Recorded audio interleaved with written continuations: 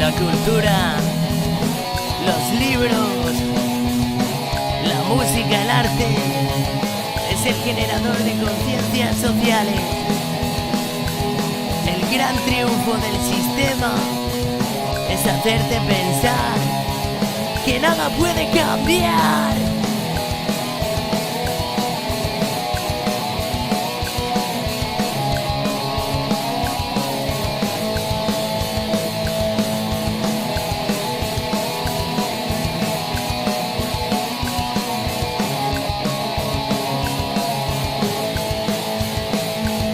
Estamos en una sociedad a la que todo le da igual, si estás bien o si estás mal.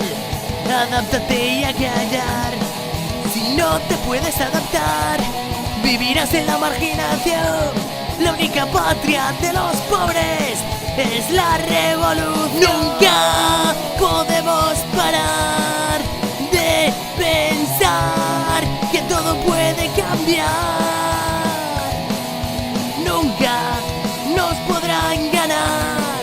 Si ponemos voluntad, los pobres somos más.